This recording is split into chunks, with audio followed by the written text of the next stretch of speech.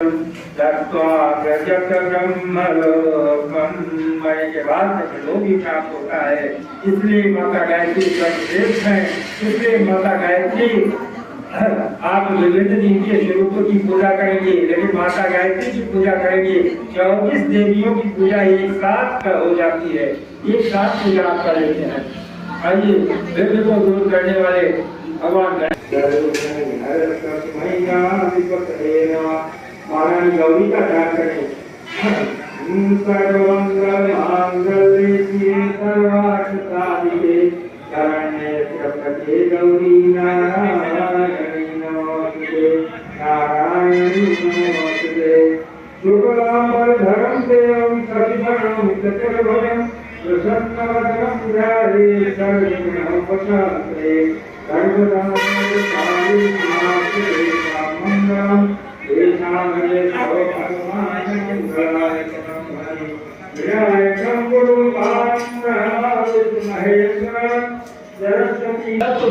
आप इसको कभी ध्यान में नहीं रखा कि आप कभी आते तो हमारे पास।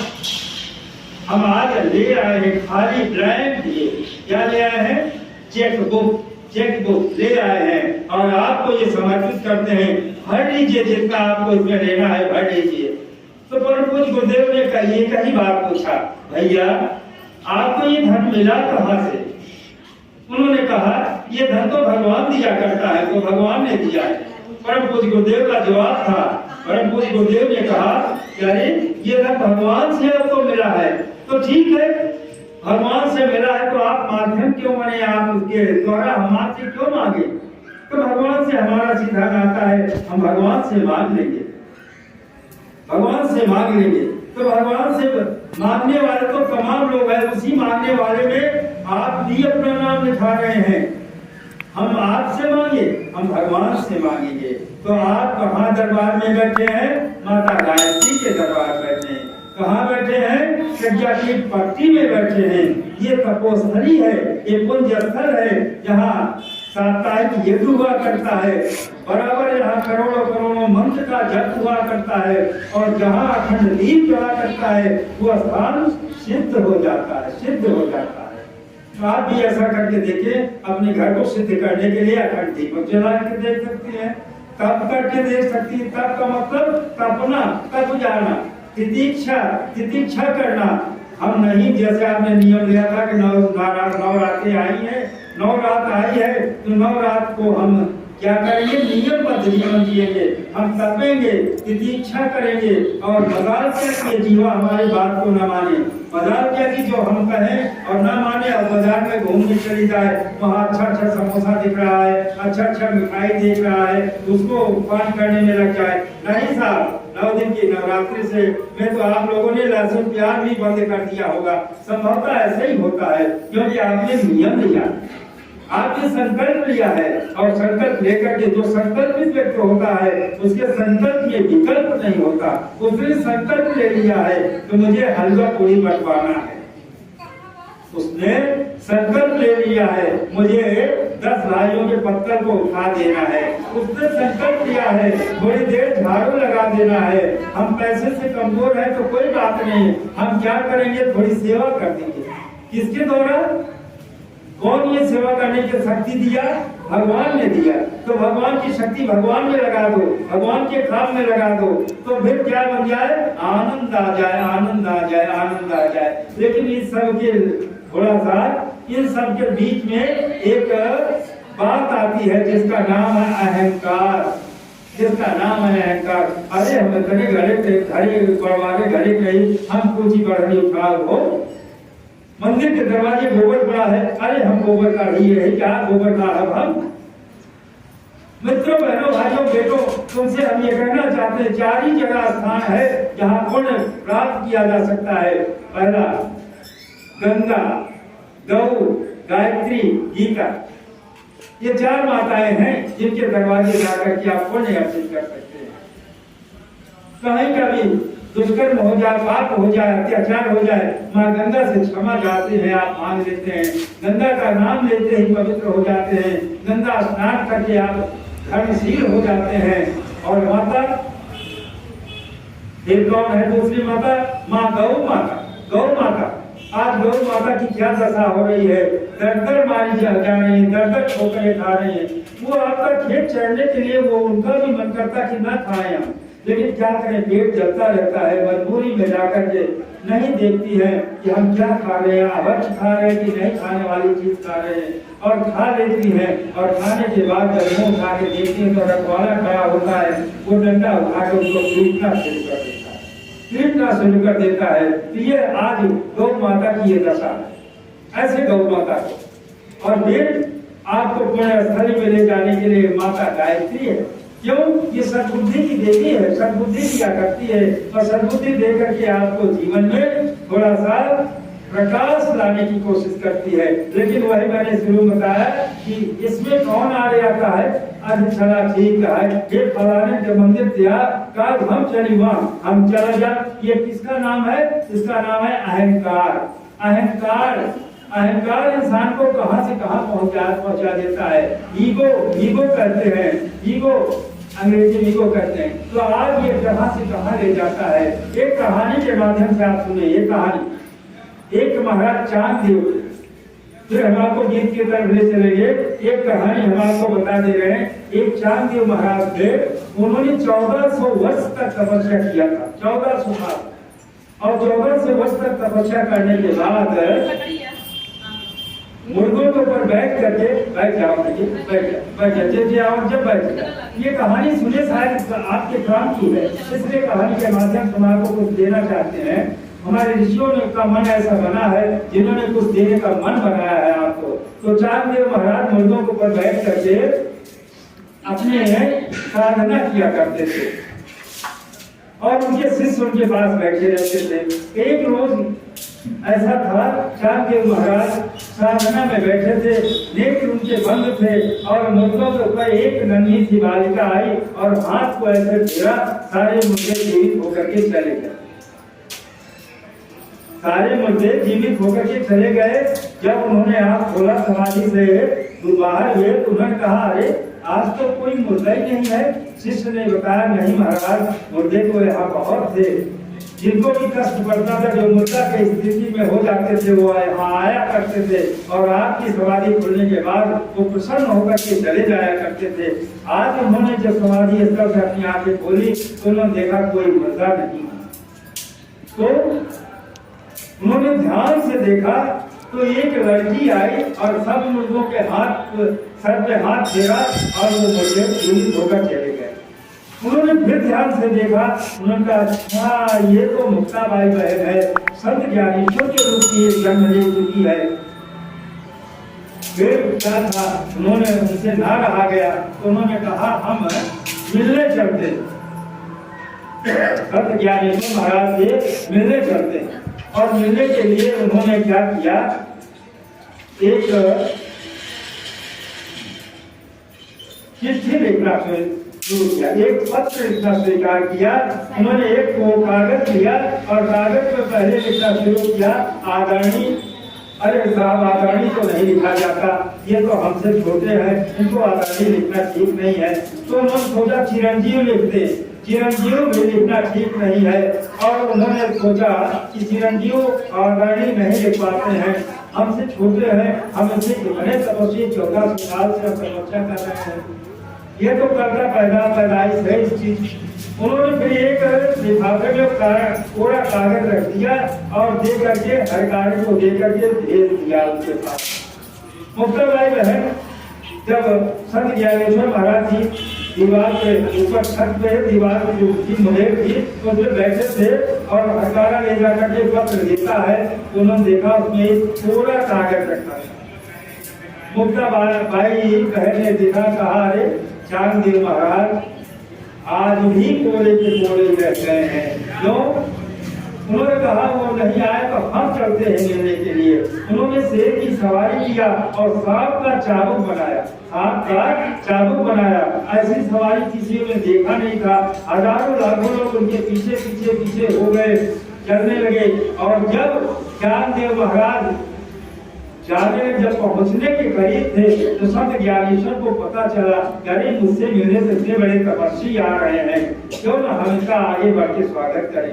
उन्होंने कहा ना तो हमारे पास देर है, ना हमारे पास सर की चाबुक है, तो हम क्या करें। तो मुक्ताबाई ने कहा हमको आपको तो चलना चाहिए। बहन मुक्ता ने कहा, तो उन्होंने कहा जिस दीवार पे बैठे थे उन्होंने कहा दीवार तू ही मेरा सवारी बन जा और चल। दीवार इतना कहना हुआ, संत की बात मानकर दीवार चल पड़ी और जब वहां गई चांददेव ने देखा तो उन्होंने नतमस्तक होकर के कहा हमारा अहंकार था। मुक्ताबाई बहन ने कहा आप कोरे थे, आज भी कोरे के कोरे हैं, क्यों? आपका अहंकार गल नहीं पाया, आपका अहंकार गल नहीं पाया। जो अहंकार है हमको आपको नहीं आने देता, कह देता है, बता देता है कहाँ जाको हमके वहाँ देखे, कहाँ जाको का कर जाको बहुत पुजारी भैया यही मैं तपस्या कर यही माला ले लिया। अरे वहाँ और यहाँ में फर्क है भैया। जमीन संसार की भी हुआ करती है, जमीन मंदिर की भी होती है, लेकिन दोनों में फर्क है। मंदिर में जाओगे तो कुछ आपको मिल जाएगा और संसार भूमि में जाओगे तो वैराग्य हो जाएगा, वैराग्य प्राप्त होगा और ज्ञान होता है तो वैराग्य आना स्वाभाविक है। इसलिए स्वाभाविक आपके जीवन में होना ही चाहिए। आज कवि ने इसी बात को लिखा है, व्यक्तिगत मुक्ति की कोई समस्या नहीं, व्यक्तिगत मुक्ति कोई समस्या नहीं, व्यक्तिगत साधना ने शिखर को छुआ, व्यक्तिगत साधना ने शिखर को छुआ। संत अवतार आए दिशा दे गए, संत अवतार आए दिशा दे गए, किंतु सामान्य जीवन न विकसित हुआ। आपका जीवन कैसा है इसलिए कभी लिख रहा है, किंतु सामान्य जीवन न विकसित हुआ। या समूची मनुष्यता नया जन्म ले, या समूची मनुष्यता नया जन्म ले, तुम नए कल्प का नवोत्थान, तुम नए कल्प का नवोत्थान। कब बुझे ऊर्ध्वगामी बने जातिया, कौन सी जाति? मनुष्य जाति। कब उठे ऊर्ध्वगामी बने जातिया, देव सत्ता प्रतीक्षा यही कर रही, देव सत्ता प्रतीक्षा यही कर रही। तुम बढ़ाते नहीं पात्र अपना यहाँ, तुम बढ़ाते नहीं पात्र अपना यहाँ, है जहाँ से सुधा, सुधा कहते हैं अमृत को, है जहाँ से सुधा अनवरत झर रही, है जहाँ से सुधा अनवरत झर रही। प्यार माता परमित छलकता रे, प्यार माता, गायत्री माता का प्यार आपको पाने के लिए, आपको देने के लिए छलक रहा है, लेकिन आप हैं, हम हैं, ये समय ही नहीं निकाल पाते। किसके लिए? माता गायत्री के लिए। आप अपने लिए, अपने जीवन को बनाने के लिए थोड़ा सा समय निकालिए, थोड़ा समय निकालेंगे तो भैया जब तक है जिंदगी फुर्सत नहीं है काम से, कुछ समय ऐसा निकालो प्रेम कर लो राम से, है जहाँ से सुधा अनवरत झर रही। प्यार माता परमित छलकता रे, तुम स्वयं को यहाँ पुत्रवत मान लो, तुम स्वयं को यहाँ पुत्रवत मान लो। यज्ञ भगवान की जय, एक भगवान की जय, मंगनी माता जी की जय। भैया हो इस तरीके से हमको आपको जीवन को थोड़ा सा समझना पड़ेगा और जीवन ये बड़ी मुश्किल से मिला है। आइए हम आप थोड़ा सा आह्वान करते हैं भैया, तो आइए हाथ जोड़ते हैं, भगवान की कृपा प्राप्त करते हैं और हम आप थोड़ा सा भगवान के शरण में चलते हैं, भगवान के शरण में चलते हैं, थोड़ा सा उनसे प्रार्थना करते हैं कि आज हमारी इस यज्ञ में आपकी उपस्थिति जरूरी है, आपकी उपस्थिति जरूरी है और हम आपको पाने के लिए आए हैं, अपना समय निकाल करके आए हैं। और इस हवन यज्ञ को करने के लिए तमाम ऋषियों ने, एक ऋषि थे जिनका नाम था याज्ञवल्क्य ऋषि, इन्होंने धरती पर देखा ये मनुष्य बेचारे लाचार से दिख रहे हैं, बहुत परेशान दिख रहे हैं, इनकी परेशानी को दूर करने के लिए, इनकी बेबसी को दूर करने के लिए, इनकी लाचारी को दूर करने के लिए आज उन्होंने एक विधा दिया, एक तरीका दिया, एक माध्यम दिया जिसका नाम है यज्ञ। और उन ऋषि का नाम था याज्ञवल्क्य ऋषि। याज्ञवल्क्य ऋषि ने आज हमको आपको इस विधा को बताया है। इसलिए आइए इसके माध्यम से हम आपको सब अपने यज्ञ में आप उनका आवाहन करते हैं, ऐसे ऋषियों का। आपका भी मन बने, आप भी गुनगुनाइए। चलिए। हे ऋतिज होता हूँ आओ, हे ऋतिज होता हूँ आओ, आओ हवन करो यज्ञकामी होता हूँ आओ, आओ यजन करो, आओ मिलकर हवन करें, आओ मिलकर हवन करें। देव वैद्य सरस्वती ने मिलकर यज्ञ रचाया था, देव वैद्य सरस्वती ने किन्होंने यज्ञ किया था और क्या परिणाम मिला, सुनिए। देव वैद्य सरस्वती ने मिलकर यज्ञ रचाया था, तुष्ट हो गए सभी देवगण ऐसा हवन कराया था। इंद्रराज को मिला यज्ञ से बल ऐश्वर्य का था, जिसकी ऊंचाई त्रिलोक में कहीं न कोई छूता था। बल ऐश्वर्य बढ़ाने आओ, बल ऐश्वर्य बढ़ाने आओ, आओ हवन करो ओ बहनों माताओं, आओ आओ हवन करो, आओ मिलकर हवन करो। यज्ञ पुरुष से ही देवों ने दान परमित पाए थे, जिन्होंने यज्ञ किया था। यज्ञ पुरुष से ही देवों ने दान परमित पाए थे। प्रबल पराक्रम भरा देह में वह यज्ञ कहलाए थे, पर प्रबल पराक्रम भरा देह में वह यज्ञ कहलाए थे। शक्ति अतुलित बल भराओं में पाई अनुपम समर्थ शक्ति फैला दसों दिशाओं। प्राण पराक्रम पाने आओ, प्राण पराक्रम पाने आओ, आओ हवन करो, आत्मावंत जाओ, आओ आओ हवन करो, आओ मिलकर हवन करो। यज्ञों से इंद्रादि देवों में दिव्य ज्ञान की ज्योति जली, जिन्होंने यज्ञ किया था। कौन किया था? इंद्र भगवान ने किया था। यज्ञों से इंद्रादि देवों में दिव्य ज्ञान की ज्योति जली। ओजस मिला सो तेजस जागा, देवों को सद्बुद्धि मिली। ओज मिला सो तेजस जागा, देवों को सद्बुद्धि मिली, देवों को सद्बुद्धि मिली। हरि ओम हरि ओम हरि ओम हरि ओम। दिव्य श्रेष्ठ संतान प्राप्ति के सद्गुण से सब में उभरे। दिव्य लाभ मिल गए यज्ञ से मन और सामर्थ्य बढ़े। जय भी लाभ उठाने आओ, जय भी लाभ उठाने आओ, आओ हवन करो, आओ मिलकर हवन करो। पुत्रों और पिताओं आओ आओ यजन करो, आओ मिलकर हवन करो।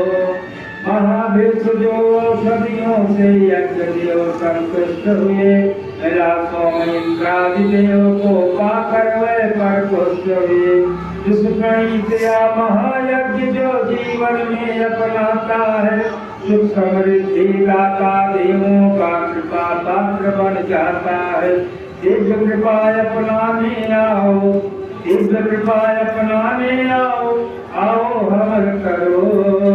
हे प्रबुद्ध नेताओं आओ, आओ हवन करो, आओ मिल कर हवन करो। ऐसा होए यज्ञ जो हर मानव का कल्याण करे, जो चिंतन मिट जाए और सदचिंतन का निर्माण करे। आज मनुष्यता बिलख रही है, उसको धैर्य बढ़ाना है। जीवन धन्य बनाने आओ, आओ यजन करो, आओ मिल कर हवन करो। तुम ईश्वर के राजकुमार हो। हरिओम हरिओम हरिओम। अपने को आप लोग साधारण न माने। तुम ईश्वर के राजकुमार हो, मत कर तत्व भुलाओ तुम। स्वार्थ भरी संकीर्ण जगत पर अब मत पाँव बढ़ाओ तुम।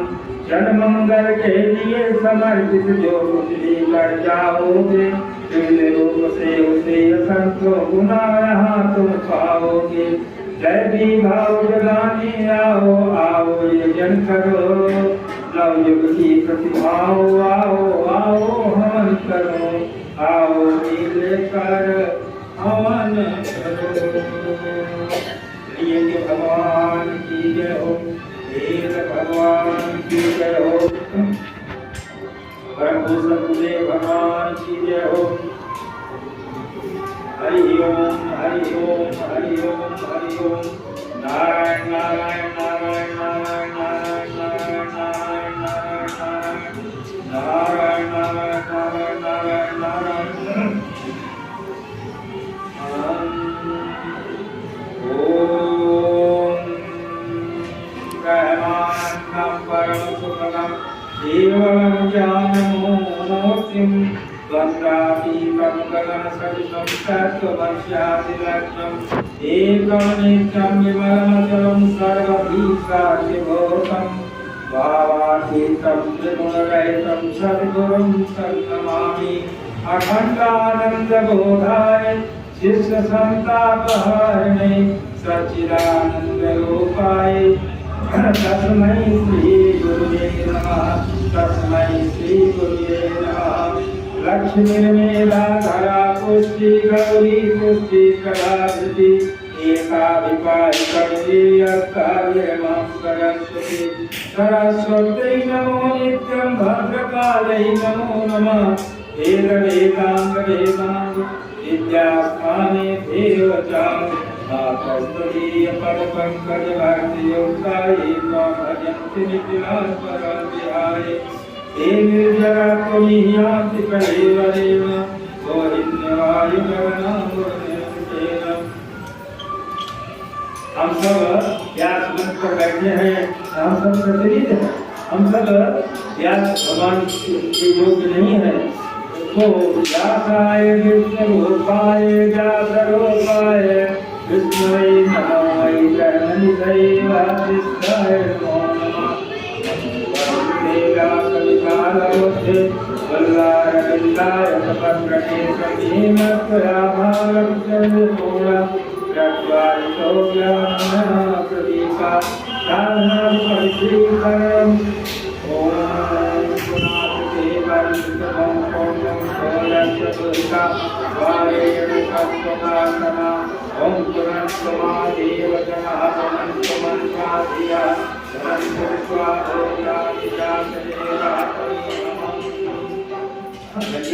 बड़ा अच्छा चुप ले ले और सब जितने आसन है इनके सब करके अच्छा ले ले, अच्छा ले ले। मंगलाचरण ओम यज्ञं हरि ओम हरि ओम हरि ओम। ओम भद्रं कर्णेभिः शृणुयामि रामं पदे मातृका यतिरैकैः सुवासनं यते वायुदेवैः जितने लोग बैठे हैं सभी लोग पवित्रीकरण करें। यज्ञ होने के बाद पवित्रीकरण करें। थोड़ा हाथ में जल ले, दाएं हाथ से ढक ले। ओम पवित्र हवंतो आत्मा दिवाया सवाया ओम प्रातःकाले नास्तिकाले ओम शिवा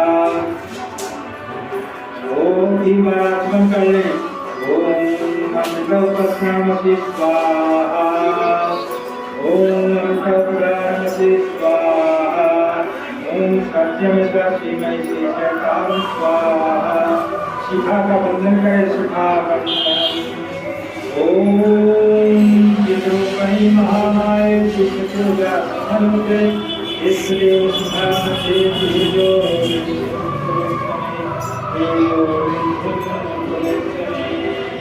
प्राणायाम की प्रक्रिया पूरा कर प्राणायाम करें ओम ओम स्वाहा ओम स्वाहा ओम ओम जना ओम प्रभा ओम सत्यम ओम सवितर्वरेण्यं भर्गोति। हमारे YouTube चैनल को सब्सक्राइब करें और बेल आइकन को दबाकर ऑल पर क्लिक करें ताकि नोटिफिकेशंस आपको मिलती रहें।